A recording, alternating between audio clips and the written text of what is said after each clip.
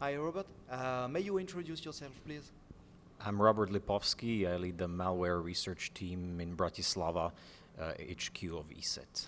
Okay. What are the hot news that we have discovered today in your presentation?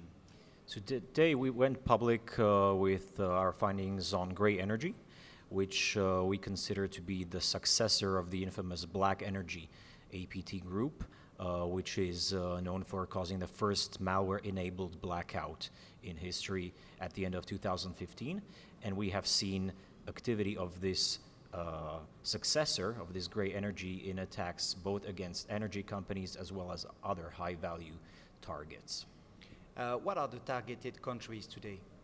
The number one, the most targeted country is Ukraine, and the second number of detections was in Poland, which is a similar statistic to what we've seen with Black Energy in the past. And do you think that it can get abroad and worldwide, that kind of threats? It is possible, of course. There were some other reports that this group was targeting other countries, which was not seen in our telemetry. But it really only matters, depends on the motivation and what the attackers are trying to accomplish in their attacks. Okay. And if I speak to industrials, what would be your recommendation? Well, definitely, in order to protect from these threats, you need to use a multi-layered security approach, because the problem is it is sufficient for the attacker to only find a single way of entry in order to compromise the system, whereas in order to defend from it, you have to cover all your bases and prevent them from getting in. So things like endpoint security solutions, two-factor authentication, network segmentation, so keeping your critical important parts of the network away from business systems, emails and stuff like that, especially the division between IT and OT if you're in ICS environment. And stuff like that. Of course, backups, because that is something that this APT group has been known for using, destructive functionality, malware, whether known as kill disk, or also this is linked to the Telebots group, which is behind the infamous NotPetya outbreak. So obviously backups are very important. And last but not least, education of the staff to withstand from phishing attacks, spear phishing, because that is one of the observed infection vectors that we've seen. Okay, and if we compare the first attacks that we have been on energy, how can you describe the evolution of the first attacks to now?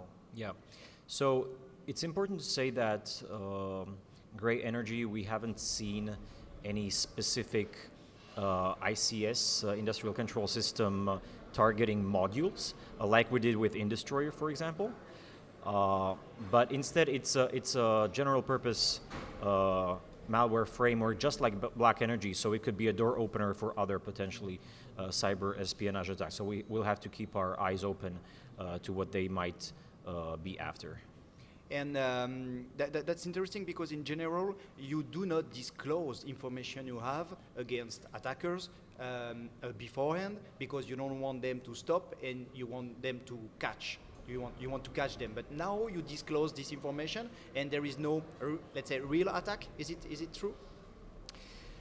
Yeah, it is important to have the knowledge of this threat, that it is important to be aware that this threat actor is still active.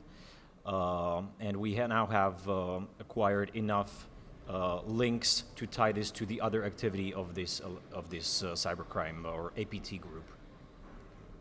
Okay, that's very interesting. Is there any other comment you want to do on your research, and what do you think will come next? Well, as I'm saying, it's hard to predict what their intentions are, what they're planning to do, but it's definitely not the last time we heard about this threat actor, and we have to stay alert. Okay. Thank you very much. Thank you.